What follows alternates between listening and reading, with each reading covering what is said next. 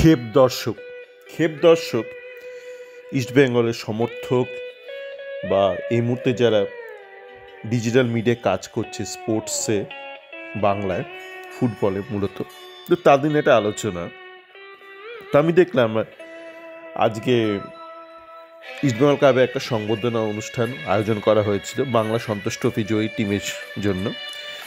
তো সেখানকার বিভিন্ন লোকের বিভিন্ন বক্তব্য আমি শেয়ার করেছি আমার চ্যাট ফোরামে। ইস্টবেঙ্গল ক্লাবেরই যে একটা নিজস্ব পেজ আছে সেখান থেকে শেয়ার করেছিল। তো সেখানে দেখলাম ইস্টবেঙ্গলের যে নতুন প্রেসিডেন্ট আছে উনি অনেক বলছে যে বাংলা থেকে আমাদেরকে প্লেয়ার তুলে আনতে হবে, এটা সেটা অনেক বলছে, কিন্তু না একটা কথা আছে ইংরেজিতে, ওয়াক দ্য টক। আপনি মুখে যা বলছেন সেটা কাজকর্মে করছেন কি না, তো এই মুহূর্তে আমি দেখিনি সেটা, সুতরাং সেইটা নিয়ে আমি বেশি কিছু বলবো। আমি বিশ্বাস করি না, মানে আমি লোকের কথায় বিশ্বাস করি না, লোকের কাজকর্মে বিশ্বাস করি। তো প্রেসিডেন্ট যেটা বলছেন সেটাতে সেদিনই হাততালি দেব যেদিন দেখব কর্মে সেই কাজটা প্রতিফলিত হচ্ছে। বলছেন ভালো, সেটা সবাই ভালো বলেন, মানে যত নিকৃষ্টতম রাজনৈতিক নেতা হন না কেন ভালো কথাই সবাই বলেন। ইলেকশনের আগে তো বলেনি, আমরা তফাৎটা দেখিনি ইলেকশনের পরে কি হচ্ছে।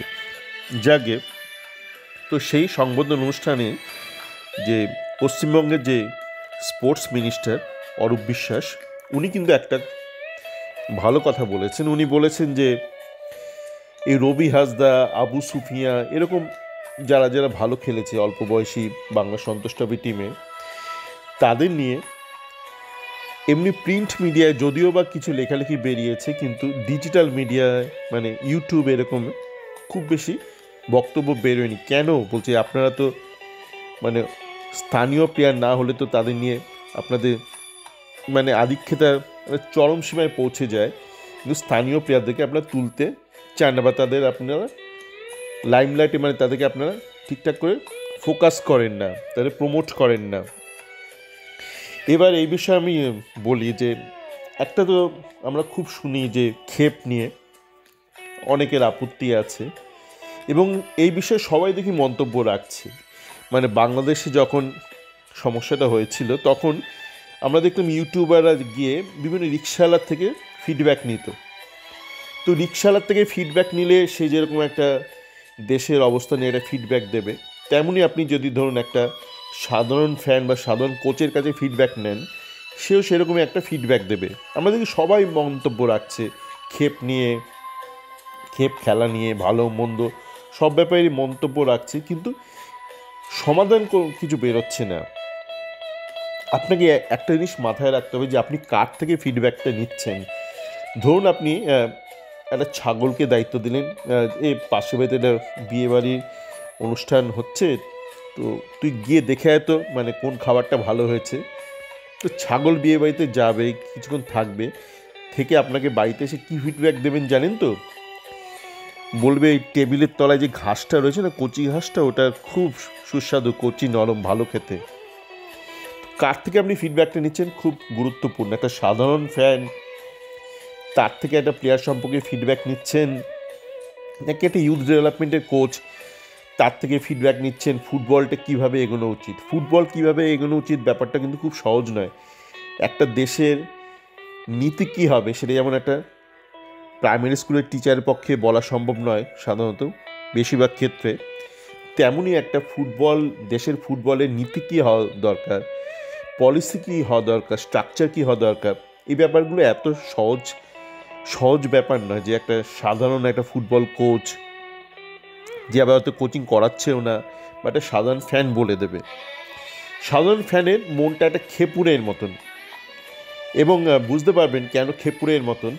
আপনারা দেখবেন আজকের খেলাটা আমি দেখছিলাম এক্সট্রা টাইমে হাইলাইটস, তো একটা মুহূর্তে দেখলাম একটা সুন্দর একটা বল স্ন্যাচ করলো শ্যামল বেসরা, করে খুব দ্রুত গতিতে এগিয়ে গেল, একটা ড্রিবল করে এগিয়ে গেল, এবং বাঁদিকে ও ঢলে পড়লো, সব ডিফেন্ডারকে টেনে নিয়ে ডান দিকে একটা পাস দিয়ে দিল, এবং ডান দিকে পুরো ফাঁকাই ছিল মুশারফ 89 নম্বর। মুশারফের শটটা গোলে ঢোকেনি, সেই শটটা কেন গোলে ঢোকেনি সেটা নিয়ে কিছু বলতে চাই না, গোলে নাই ঢুকতে পারে। এখানে মুশারফ নিয়ে আমি আলোচনা করছি না, এখানে এই যে শ্যামল বেসরা যে এত দ্রুত গতিতে স্ন্যাচ করে এগিয়ে গেল এবং পেরিফেরাল ভিশনটা ঠিকঠাক রেখে ডিফেন্ডার থেকে বাঁদিকে টেনে নিয়ে ডান দিকে খালি জায়গা করে ফাঁকায় পাসটা দিল, এইটাই নিয়ে বলবো। এইটাই হচ্ছে একটা এডুকেটেড খেলা, একটা শিক্ষিত খেলার নিদর্শন। কিন্তু এইটা নিয়ে আমি কাউকে আলোচনা করতে দেখলাম না। সে এক্সট্রা টাইম বলুন, সাধারণ সমর্থক বলুন, কাউকে আলোচনা করতে দেখলাম না। তাদের আলোচনার বিষয়বস্তু হচ্ছে কে কোন ড্রিবেলটা করেছে, কে নাটমেকটা করতে গিয়ে আটকে গেছে। আজকে দেখলাম খেলায় একটা জায়গায় 3-4 জন মিলে ঘিরে ধরেছে, এমনকি ও তার মধ্যেও ড্রিবল করতে চাইছে। মানে সেই অর্ধশিক্ষা নিয়ে যেরকম অভিমন্যু গিয়েছিল চক্রবুহে, ও তার মধ্যে চেষ্টা করছে। তারপর বল আয়ত্তে না আনতে পেরে একটা হাত চালিয়ে দিল, বিচ্ছিরিভাবে হাত চালিয়ে দিল। তো রেফারি সেটা দেখতে পেয়ে লাইন্সম্যানের সঙ্গে আলোচনা করে ওকে হলুদ কার্ড দেখালো। আইএসএল হলে হয়তো লাল কার্ডও দেখিয়ে দিতে পারতো।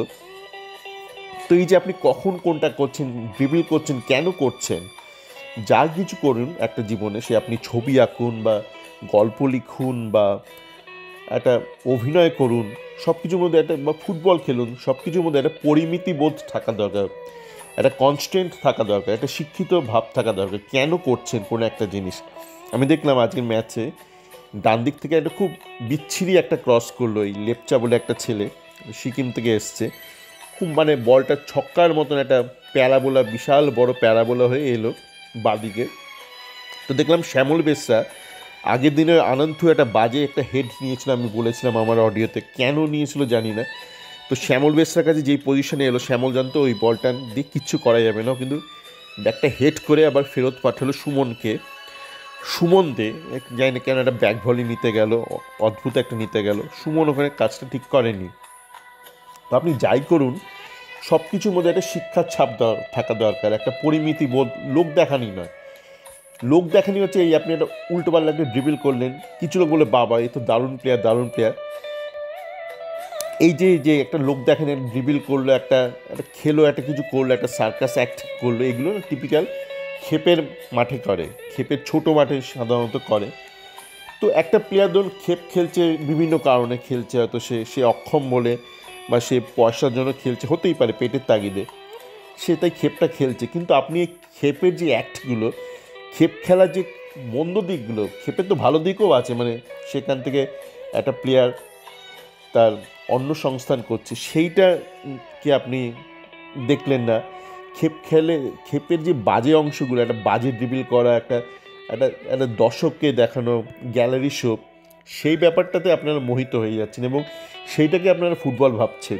বলছি না ক্ষেপ দর্শক, প্লেয়ার খেপুরে হলেও সমস্যা নেই, সে আজকে ক্ষেপ খেলছে, মানে T20 আজকে খেলছে, কালকে সে দরকার হলে ওয়ানডে খেলবে, পরশুদিন মানে টেস্ট ক্রিকেট খেলবে, কিন্তু আপনার মনটা খেপুরে মন হয়ে যাচ্ছে। মানে ক্ষেপের যে বাজে জিনিসগুলো আছে, যে বাজে অংশগুলো আছে, একটা বাজে একটা ড্রিবল করা, কেন ড্রিবল করছে, মানে দর্শকদের হাততালি পাওয়ার মতো না। একটা সময় ছিল অনুপ জলটা গান গাইতো, এমনি অনুপ জলটা খুবই বিখ্যাত একজন গায়ক, কিন্তু অনুপ জলটার মানে এমন হয়ে গিয়েছিল একটা সময়, ভজনে খুবই বিখ্যাত হয়েছিল একটা সময়। অনুপ জলটা মানে শ্বাস ধরে রাখতো এবং যতক্ষণ না দর্শক হাততালি দিচ্ছে ওটা করেই যেত। তো একটা সময় ব্যাপারটা একঘেয়ে হয়ে যায়, মানে একটা ধরুন আপনি করছেন, কিন্তু এটা মানে অনুপ জলটা যে কোনো অনুষ্ঠানে তখনকার দিনে, অনুপ জলটা আপনি যদি অডিও শোনেন এখনকার দিনে, দেখবেন ওই মানে শ্বাস ধরে টেনে যাবে, মানে যতক্ষণ না দর্শক হাততালি দিচ্ছে ছাড়বে না। তো এই ব্যাপারটা একবার দুবার করলে ঠিক আছে, তারপর কিন্তু আপনারই ক্ষতি হয়। ফুটবলে উল্টোপাল্টা ড্রিবল করছেন, কেন করছেন, সেখান থেকে একটা হেড দিয়ে দিচ্ছেন বা ফ্লাইং হেড দিচ্ছেন। আমি দেখি মানে অনূর্ধ্ব-17 টিমও দেখছি, বেশ কিছু ছেলেকে দেখছি, তার মধ্যে বাঙালি ছেলেও আছে অনূর্ধ্ব-17। একটা দেবজিৎ রয় বলে একটা ছেলে আছে, একটা ডিফেন্ডার, সেদিন দেখলাম একটা ফ্লাইং হেড দিয়ে দিল, কেন? মানে তার আগের দিনই দেখলাম ওই সুনীল বাথাল বলে একটা ছেলেটা, বলটা আসছে ওর কাছে, আশপাশে কোনো অপোনেন্ট অ্যাটাকার নেই, হঠাৎ করে ফ্লাইং হেড দিয়ে দিচ্ছে, দিয়ে বলটা আবার ফ্লাইং হেড দিলে তো বলের ওপর আপনার অতটা কন্ট্রোল থাকে না, বলটা অপোনেন্টের কাছে পৌঁছে যাচ্ছে। তো এবং প্রচুর ত্রুটি আছে খেলোয়াড়দের মধ্যে। আপনারা যেটা করেন, আপনারা বেশিরভাগ দর্শক, একটা ছেলে যদি মানে 10টা ভুল করে একটা ভালো কাজ করে, আপনার ওই ভালোটাই দেখেন। বা ধরুন 10টার মধ্যে 7টা ভালো কাজ করলো, 3টে মারাত্মক ভুল করলো, আপনি ধরুন 7টা ভালো কাজকে দেখেন, 3টে যে খুবই মারাত্মক ভুল, যেটা তার বড় হওয়ার পথে একটা বিশাল অন্তরায় হয়ে দাঁড়াবে, একটা বাধা হয়ে দাঁড়াবে, সেটা আপনারা অবজ্ঞা করেন। এই ব্যাপারগুলো আপনারা নজর করেন না বলে আপনারা যাদেরকে আজকে ভালো বলেন, মনে আছে কুশ ছেত্রী নিয়ে কি আলোচনা, মানে কি হইচই, মানে সাধারণ দর্শকদের 3 বছর আগে। সেই বছর আমি মাঠে অনেকগুলো খেলা দেখেছিলাম RFDL-এ। সবাই তখন কুশ ছেত্রী বলে যাচ্ছে। আমি তখন প্রথম কিন্তু শ্যামল বেসরার কথা বলেছিলাম, কেন আমি মাঠে বসে নৈহাটিতে এবং কল্যাণীতে এবং ব্যারাকপুরে কিছু খেলা দেখেছিলাম। নৈহাটি নয় বোধহয়, খুব সম্ভবত ব্যারাকপুরেই দেখেছিলাম, আর নৈহাটিতেও দেখেছিলাম। মূলত ব্যারাকপুর আর আপনার এই নৈহাটিতে দেখেছিলাম। তো তখন আমি অন্য চোখ দিয়ে, অন্য দৃষ্টি নিয়ে দেখি যে এর মধ্যে বড় হওয়ার মশলাটা আছে কি না, এই মুহূর্তে মনোরঞ্জনের ব্যাপার না, মানে লম্বা দৌড়ের ঘোড়া কিনা। তো সেইটা তখন থেকে আমি প্রথম কিন্তু আমার চ্যাট ফোরামে শ্যামল বেসরাকে নিয়ে বলেছিলাম। তখন সবাই কুশ ছেত্রী করছে। এখন দেখুন কুশ ছেত্রী হারিয়ে গেছে, হারিয়ে যায়নি, মানে কোনো দিন ছিলই না, মানে ওর খেলায় প্রচুর ত্রুটি ছিল। এরকম প্রচুর প্লেয়ার আছে যাদের মধ্যে একাধিক ডিফেক্ট আছে। আজকে দেখলাম একটা রাইটে যে ছেলেটা খেলছে 76 নম্বর জার্সি পরে RFDL-এ, তাকে অনায়াসে মানে তার পাশ দিয়ে বল নিয়ে চলে গেল ইউনাইটেডের ছেলেটা। তো জানি না কি কেন নিয়ে এসছে সেটা, বোধ হয় কোনো অনূর্ধ্ব-20 ভারতীয় টিমে এরকম, ভারতের ওরকম অবস্থা। তো ভারত তার আবার অনূর্ধ্ব-20, আপনারা দেখবেন অনূর্ধ্ব-17-তে তো ছিল, তো গুন্ডাজ ছিল, আছে কোথাও।